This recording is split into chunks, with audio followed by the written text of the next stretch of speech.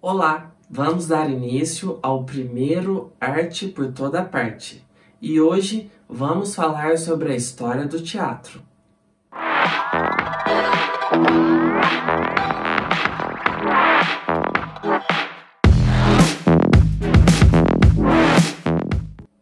O teatro surgiu no século V a.C., na Grécia. Nesse período, o teatro acontecia nas festas do deus Dionísio, que era considerado o deus do vinho, da fertilidade e do teatro. Essas festas aconteciam por dias e dias, geralmente uma vez por ano, no período da primavera, que era o período onde eles faziam as colheitas, e o teatro acontecia dentro dessas festas.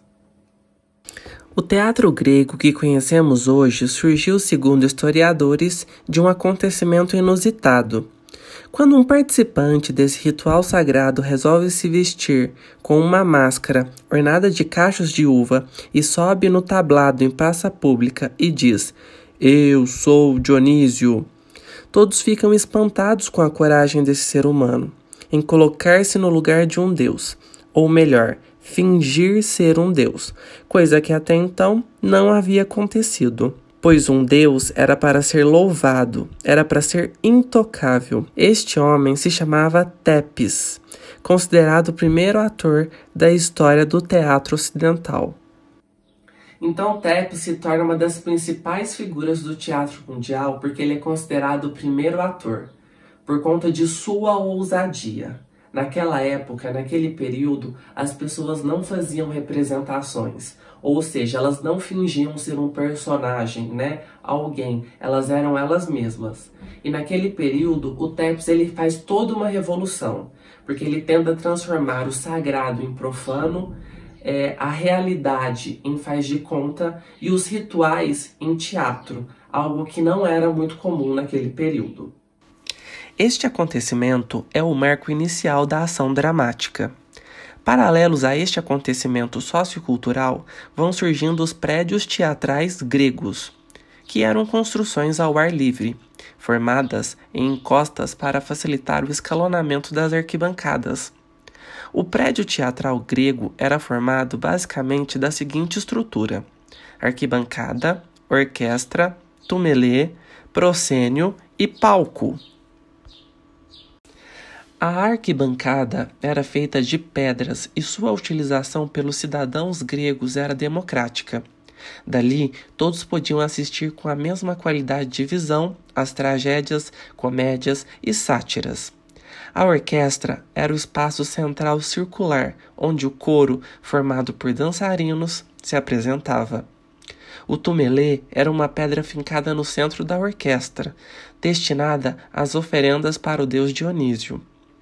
O proscênio destinava-se ao corifeu, líder do coro. Era o espaço entre o palco e a orquestra. O palco era construído inicialmente de madeira e mais tarde em pedra. Era o espaço destinado à exposição dos cenários e para a troca de figurinos e máscaras.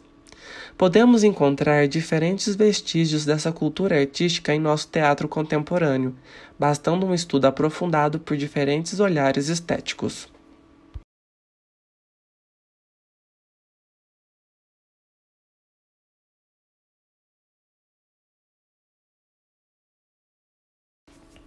O teatro romano não é um reflexo do teatro grego. Eles importaram a cultura grega, porém tinham seu próprio estilo. O teatro romano perde o caráter de sagrado e visa à diversão e ao prazer. A comédia toma o lugar da tragédia. Os espetáculos de circo romanos eram violentos e se baseavam em competições entre os romanos e os cristãos, os quais eram sacrificados publicamente. Na Idade Média, período de intensa atividade católica, durante as missas eram representadas passagens da Bíblia. Porém, as autoridades católicas, com medo da perda do caráter sagrado da missa, proibiram as exibições. E as peças foram parar nas praças públicas. Também na Idade Média surgiram as comédias bufas, com temas políticos e sociais. e as farsas com o uso de estereótipos que ironizavam acontecimentos do dia a dia.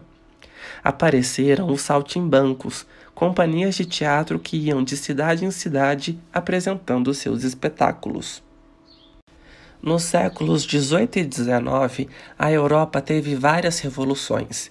Neste período, a burguesia tem uma ascensão e o teatro sofre influências. O drama substitui a tragédia e a comédia se desenvolve. O foco do teatro se torna muito mais individual e não mais social. No romantismo, o teatro volta-se para o ser humano. As peças falam sobre emoção e surge o melodrama. Liberdade, fraternidade e igualdade são temas desse período. Até o século XVIII, o teatro era frequentado pelo povo, e essa realidade foi se modificando. A burguesia começou a ser maioria nas plateias, e o teatro passou a mostrar as realidades burguesas, com temas como a vida social, o casamento, o dinheiro, entre outros. As representações também começaram a ser mais naturais, mostrando pessoas comuns mais próximas da vida real. Diante de tudo isso, dá para perceber que nos tempos atuais o teatro se tornou uma arte muito rica, graças a todas essas influências dos tempos passados. Nós temos o teatro musical, o teatro de bonecos, as óperas, o teatro de rua e o teatro em espaços alternativos.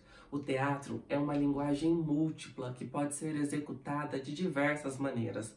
Há mais de 100 anos, quando surgiu o cinema, houve quem disse que o teatro iria acabar, pois o cinema consegue reproduzir com muito mais realidade do que o teatro. Graças a Deus isso não aconteceu. Espero que você tenha gostado da aula de hoje. Até a próxima!